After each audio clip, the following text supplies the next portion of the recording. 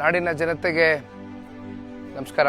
ಬಿಡದಿ ಭಾಗದ ರೈತರಿಗೆ GBIT ಹೆಸರಿನ ಮೇಲೆ ಸರ್ಕಾರ ಈಗಾಗಲೇ ಕಳೆದ ಜೂನ್ 12ನೇ ತಾರೀಕು ರಾತ್ರೋರಾತ್ರಿ ಭೂ ಸ್ವಾಧೀನ ಮಾಡತಕ್ಕಂಥದಕ್ಕೆ ಅಂತಿಮ ಅಧಿಸೂಚನೆಯನ್ನ ಹೊರಡಿಸಿದ್ದಾರೆ. 3 ಹಳ್ಳಿಯ ವ್ಯಾಪ್ತಿಗೆ ಸೇರಿರ್ತಕ್ಕಂಥ 498 ಎಕರೆ ಸರಿಸುಮಾರು 755 ರೈತ ಕುಟುಂಬಗಳ ಜಮೀನು ಈಗಾಗಲೇ ವಶಪಡಿಸಿಕೊಂಡಿದ್ದಾರೆ. ಅದರಲ್ಲಿ 641 ಸಣ್ಣ ರೈತರು ಅಂದ್ರೆ 1 ಎಕರೆಗಿಂತ ಕಮ್ಮಿ ಜಮೀನನ್ನ ಇಟ್ಕೊಂಡಿರ್ತಕ್ಕಂಥವ್ರು. ಇಲ್ಲಿ ಒಂದು ದೊಡ್ಡ ರಿಯಲ್ ಎಸ್ಟೇಟ್ ಮಾಫಿಯಾ, ಒಂದು ದೊಡ್ಡ ರಿಯಲ್ ಎಸ್ಟೇಟ್ ದಂಧೆ ಮಾಡಬೇಕು ಅಂತಕ್ಕಂಥ ಹಿನ್ನೆಲೆಯಲ್ಲಿ ಸರಿಸುಮಾರು 33.5 ಸಾವಿರ ಕೋಟಿಯಷ್ಟು ಲಾಭವನ್ನ ಮಾಡತಕ್ಕಂಥದ್ದಕ್ಕೆ ಸರ್ಕಾರ ಮುಂದಾಗಿದೆ. ಈ ಪ್ರಾಜೆಕ್ಟ್ ನ ಕಾಸ್ಟ್ ಬಂದು 18 ಸಾವಿರ ಕೋಟಿ. ಈ 18 ಸಾವಿರ ಕೋಟಿಯು ಕೂಡ ಹೆಚ್ಚು ಕಮ್ಮಿ 87% ಅಷ್ಟು ಸಾಲವನ್ನ ಸರ್ಕಾರ ತಗೊಳ್ತಾ ಇದೆ. 18 ಸಾವಿರ ಕೋಟಿಯ ಈ ಒಂದು ಪ್ರಾಜೆಕ್ಟ್ ನ ಕಾಸ್ಟ್ ಏನಿದೆ, ಇದ್ರ ಮೇಲೆ ಎಷ್ಟಪ್ಪ ಸರ್ಕಾರ ಲಾಭ ಮಾಡ್ಲಿಕ್ಕೆ ಹೊರಟಿದ್ದಾರೆ ಅಂದ್ರೆ ಅದು ಸರಿಸುಮಾರು 33.5 ಸಾವಿರ ಕೋಟಿ.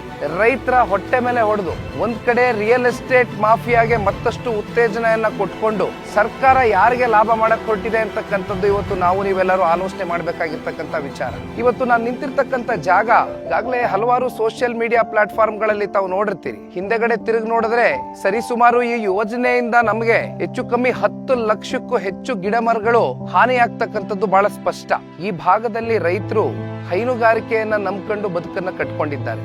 5 ರಿಂದ 6 ಲಕ್ಷ ಲೀಟರ್ ಪ್ರತಿ ತಿಂಗಳು ಕೂಡ ಇಲ್ಲಿಂದ ಹಾಲನ್ನ ಉತ್ಪಾದನೆ ಮಾಡಿ ಜೀವನವನ್ನ ಸಾಗಿಸ್ತಾ ಇರ್ತಕ್ಕಂಥ ಸಾವಿರಾರು ಜನ ರೈತ ಕುಟುಂಬಗಳು ಇವತ್ತು ಬದುಕನ್ನ ಕಟ್ಕೊಂಡಿರ್ತಕ್ಕಂಥದ್ದು ನಾವು ನೋಡಬಹುದು. ಅಷ್ಟೇ ಅಲ್ಲ, 50% ಗಿಂತ ಹೆಚ್ಚು ರೇಷ್ಮೆಯನ್ನ ಬೆಳಿತಕ್ಕಂಥವ್ರು, ತೋಟಗಾರಿಕೆಯನ್ನ ಮಾಡ್ತಕ್ಕಂಥದ್ದು ಇವತ್ತು ಇಂಥ ಒಂದು ಬಡ ರೈತರ ಒಂದು ಹೊಟ್ಟೆ ಮೇಲೆ ಹೊಡಿತಕ್ಕಂಥದಕ್ಕೆ ಸರ್ಕಾರ ಏನ್ ಮುಂದಾಗಿದೆ. ಈ ನಾಡಿನ ಒಬ್ಬ ಜವಾಬ್ದಾರಿಯುತವಾದಂತ ಒಂದು ಪ್ರಜೆಯಾಗಿ ಇದೇ ತಿಂಗಳು ಮುಂದಿನ ವಾರ ಜೂನ್ 21ನೇ ತಾರೀಕು ಭಾನುವಾರದ ದಿನದಂದು ನಮ್ಮ ಭೂಮಿ ನಮ್ಮ ಹಕ್ಕು ರೈತರ ಪರವಾಗಿ ಒಂದು ಪಾದಯಾತ್ರೆಯನ್ನ ಹಮ್ಮಿಕೊಂಡಿದ್ದೇವೆ.